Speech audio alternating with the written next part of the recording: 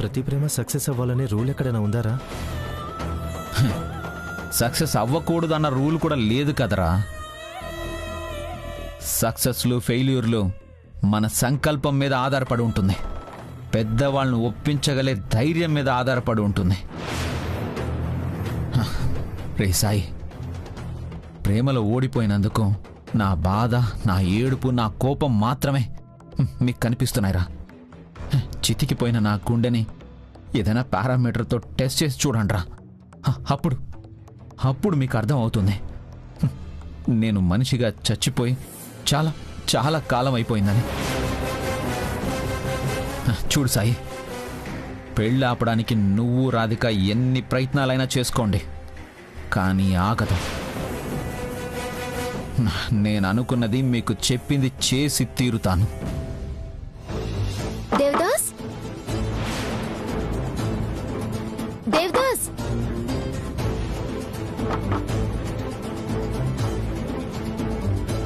దేవదాస్, దేవదాస్. రే సాయి, ఇప్పుడు నువ్వు మా పెళ్ళి ఆపడానికి వచ్చావని తెలిస్తే నేనెవరు కాపాడతారా? రే అమర్, చెప్పొద్దురా. దేవదాస్,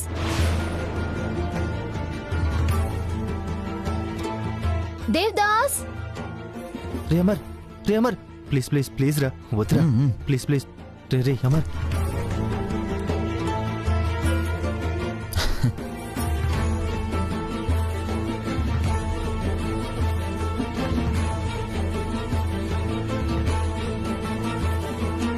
ఏంటి దేవదాస్, డోర్ పెట్టుకుని ఏం ఆలోచిస్తున్నావు? పెళ్లి చేసుకోబోయి నా గురించి ఆలోచిస్తున్నావు కదా? భవిష్యత్తులో ఏం చేయాలని ఆలోచిస్తున్నాను. ఓహో, నన్నెంత బాగా చూసుకోవాలో ఆలోచిస్తున్నావన్నమాట. ఏంటిలా వచ్చావు? పెళ్లి చేసుకునే అమ్మాయి కళ్ళ ముందుకొస్తే కూర్చోబెట్టి కబుర్లు చెప్పాల్సింది పోయి ఎందుకొచ్చావని ప్రశ్నలేస్తావేంటయ్యా మగడా? ఇప్పుడు కబుర్లు చెప్పట్లేదేమో గాని మన పెళ్ళయ్యాక నాతో మాట్లాడాలంటేనే భయపడేంత మాట్లాడతాను. అదే చూద్దాంలే కాని, మా బావగారు మా అక్కకి ప్రేమగా బంగారు పట్టీలు గిఫ్ట్గా ఇచ్చారు. పెళ్లికి ముందు జీవితాంతం గుర్తుండిపోయేలా నాకేం గిఫ్ట్ తెలీదా? తెచ్చాను. తెచ్చావా? ఏది, ఎక్కడుంది? నా ఎదురుగానే ఉంది. ఎదురుగానా? ఏది, ఎక్కడ కనిపించడం లేదే. 5 అడుగుల 4 అంగుళాల పొడవు, 54 కిలోల బరువు, మాటల సెలయేరు, అల్లరికి మారు పేరు. ఆ గిఫ్ట్ పేరు ప్రియా.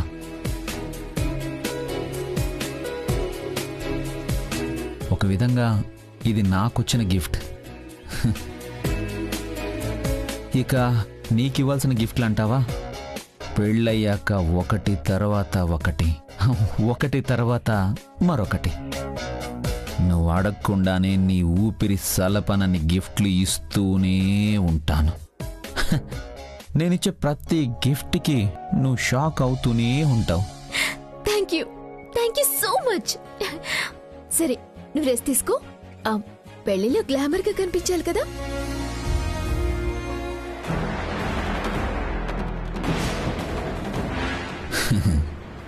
నేను నీకిచ్చే గిఫ్ట్ పేరు టార్చర్ ప్రియా. నీకిక్కడ నేను గిఫ్ట్ ఇచ్చే ప్రతిసారి అక్కడ మీ అక్క ఊపిరాడక గిల్ల గిల్ల కొట్టుకోవాలి.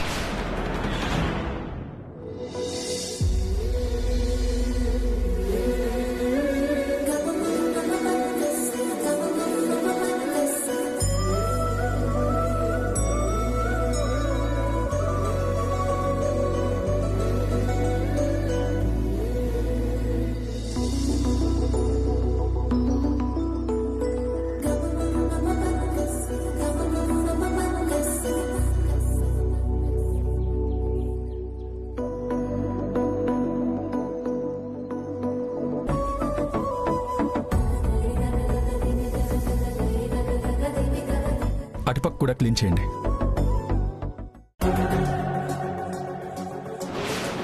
కూర్చోండి. అబ్బబ్బబ్బా,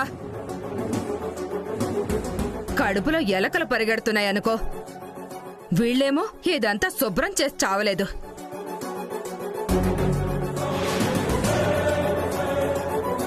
పిన్ని, ఇదంతా ఇప్పుడు నేను క్లీన్ చేయిస్తానుగా, చూడు.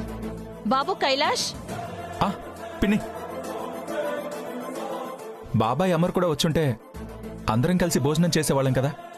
అబ్బో, ఆడపెళ్లి వాళ్ళు ఏర్పాట్లు ఘనంగా ఉన్నాయని సంతోషించి అందరం కలిసి సరదాగా భోజనం చేస్తాం మరి.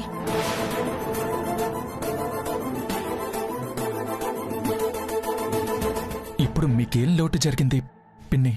లోటేంటి బాబు లోటు? ఒక విధంగా అవమానమే జరిగింది. మగ పెళ్లి వాళ్ళు భోజనానికి వచ్చేసరికి ఇదంతా శుభ్రం చేయాలని తెలీదు. అర్థం చేసుకుంటే అవమానం అనిపించదు, అపార్థం చేసుకుంటే సంతోషానికి చోటుండదు. ఏ మాత్రం దానికి సూటిపోటి మాటలు ఎందుకండి? ఒక్క నిమిషం ఓపిక పట్టండి, మనిషిని పిలిపించి అంతా క్లీన్ చేయిస్తాను.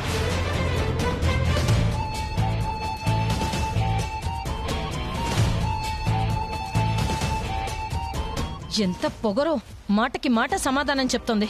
అది పొగరు కాదు పిన్ని, ఆత్మాభిమానం. పెళ్ళాన్ని వెనకేసుకురావడం తెలుసు గాని మగ పెళ్లి వాళ్ళు తినడానికి వస్తే భోజనం పెట్టడం మాత్రం తెలీదు. పేరుకు మాత్రం పెళ్లి బాధ్యత అంతా భుజాన వేసుకుంటానంటారు.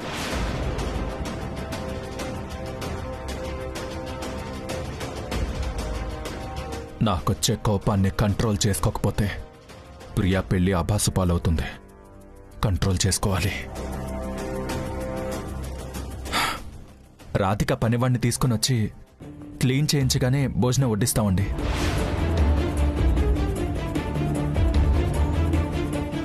అంత దాకా ఉండాల్సిన అవసరం మాకు లేదు.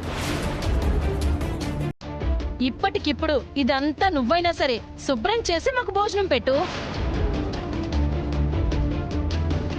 లేదంటే ఈ పెళ్లి పూర్తయ్యే వరకు మేం ముద్ద కూడా ముట్టాం.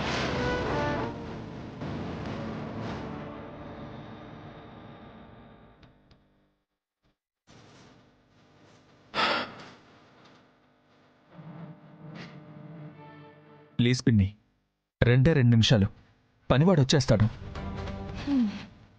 పిన్ని, తిండొద్దు ఏమొద్దు, పోదాం పదా. తిండి కూడా పెట్టరని తెలిస్తే అసలు మనం పెళ్లికే వచ్చేవాళ్ళం కాదు. పిన్ని పిన్ని పిన్ని పిన్ని ప్లీజ్ వెయిట్ చేయండి, ఉండండి.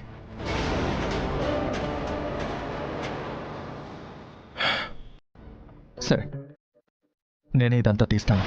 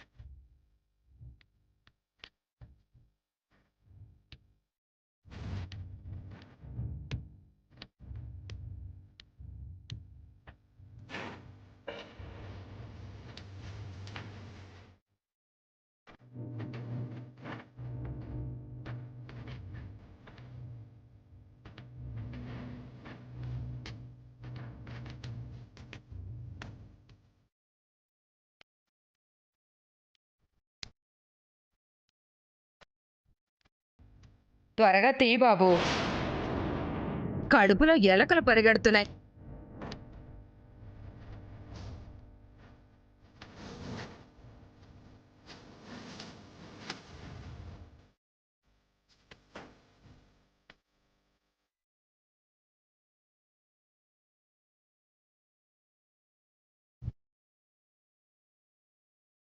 ఓ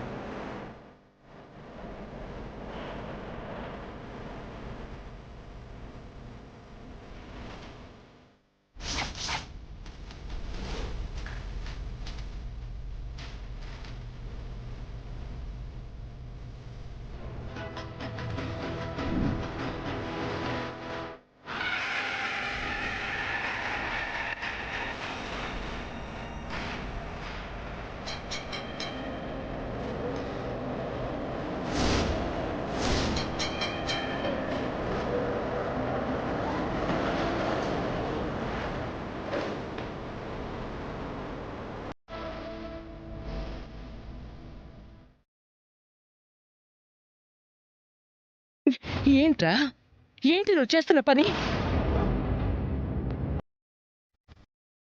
రే, నిన్ను కన్నాక ఏనాడు నీకు ఏ పని చెప్పలేదు కదరా.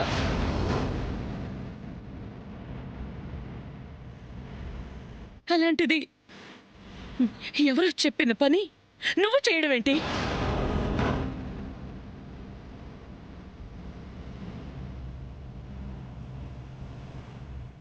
బాబు, నువ్వెందుకు ఈ పనులు చేస్తున్నావు? పని వాళ్ళు చాలా మంది ఉన్నారుగా. మీ కొడుకు బాధ్యత తీసుకున్నాడు కదా అన్నయ్య గారు. అయితే ఏంటి?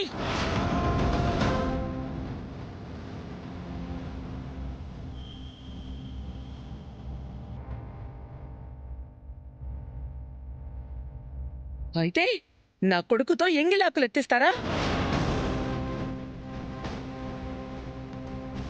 మీ నోటికి అదుపు లేదేమో, కానీ నా కొడుక్కి మీరు అందుకోలేని స్థాయి ఉంది.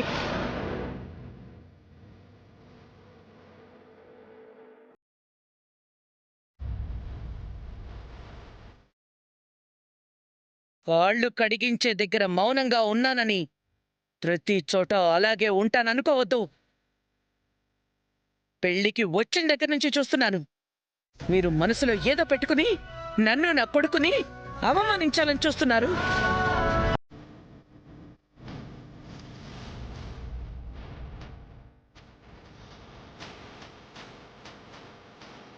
మీకు ధీటుగా సమాధానం చెప్పలేక కాదు, ఆడపిల్ల పెళ్లి నా వల్ల ఆగకూడదు, నాశనం కాకూడదని నా సంస్కారం అడ్డొచ్చాగుతున్నాను.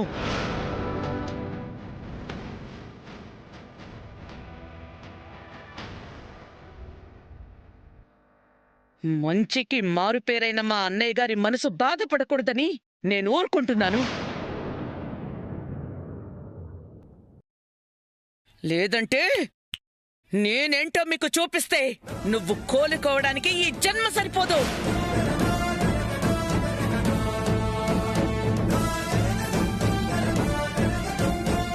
అందరినీ బాధపెట్టి ఏం సాధిస్తావు? నీకు తిన్నగా ఉండటం చేత కాకపోతే ఇంట్లోనే పడుండాల్సింది. ఇలాంటి మతులేని పనులు చేసి మా పరువు ఎందుకు తీస్తావు? ఛీ! మీ ఇద్దరికి ఆల్రెడీ వార్నింగ్ ఇచ్చాను. ఇంకోసారి ఇలాంటి పనులు చేస్తే మా నాన్నకి భార్యవని కూడా మర్చిపోవాల్సి ఉంటుంది.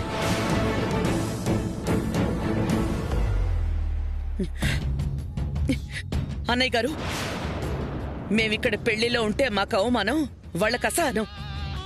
మీకెందుకండి ఈ ఇరకాటం చెప్పండి, మేమే వెళ్ళిపోతాం. చెల్లెమ్మా, నాన్న కైలాష్, అమ్మ రాధిక, పదండి.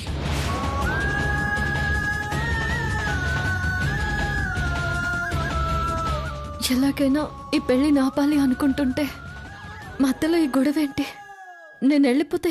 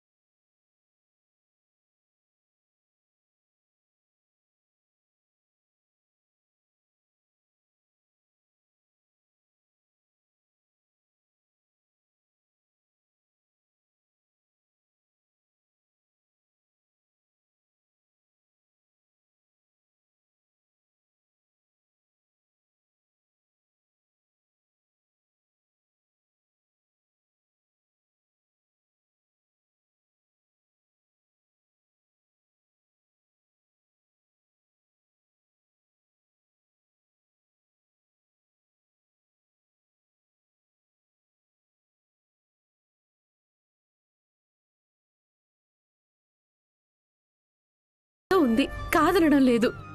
కానీ పెద్ద దిక్కులా మీరే దగ్గరుండి ఈ పెళ్లి జరిపించాలి.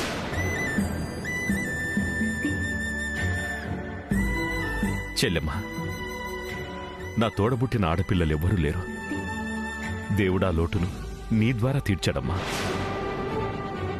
మీ అన్నగా నువ్వు పెళ్లికుండాలన్నది నా విన్నపం.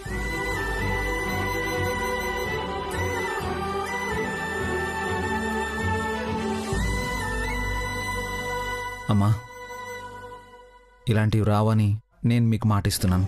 ప్లీజ్, నా కోసం.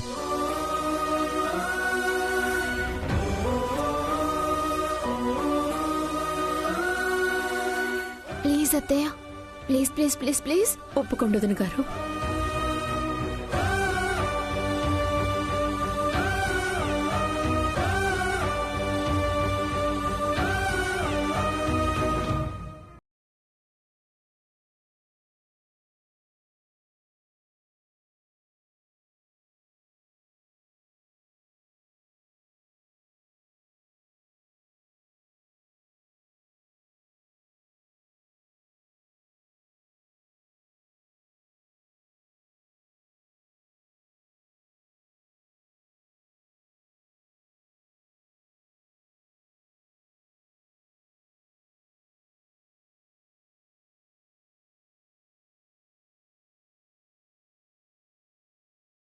నాన్న బాధపడకుండా ఈ పెళ్ళి ఆగుతుంది.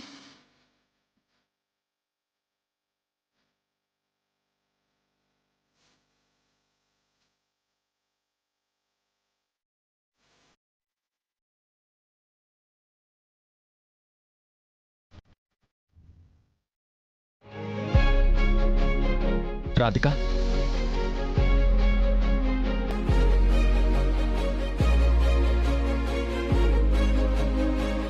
ఏంటండి మీరు భోజనం తీసుకొచ్చారు? నీకోసమే. నువ్వు తినలేదు కదా, అందుకే తీసుకొచ్చాను. మీరెందుకు తీసుకురావడం? నేను వెళ్ళి తినేదాన్ని కదా. శ్రీమతికి ఇలా భోజనం తీసుకొస్తే అదో సంతృప్తి. కూర్చో కూర్చో.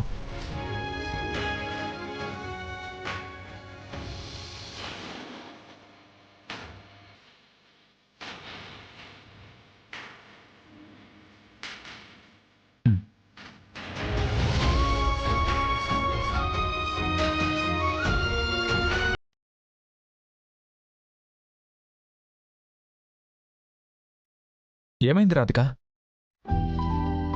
మీరు తిన్నారా? చెప్పండి, మీరు తిన్నారా? నువ్వు ఫస్ట్ తిను, నేను తర్వాత తింటాను. ఓకే? మీరు తిని నాకు తీసుకొచ్చారనుకొని నేను తినేస్తున్నాను. నిజంగా సారీ అండి. రాధిక, ఇంకెప్పుడు నువ్వు సారీ చెప్పకు. ఓకే? మనిద్దరం ఒక్కటే అనుకున్నప్పుడు, ఒక్కటే మనసై మెలుగుతున్నప్పుడు మన మధ్యన సారీ, క్షమాపణ అనే పదానికి చోటే ఉండకూడదు. ఓకే? సారీ చెప్తే ఏదో దూరం పెరిగినట్టుగా అనిపిస్తుంది. అలాగే, ఇంకెప్పుడు సారీ చెప్పను. ఓకే, తిను.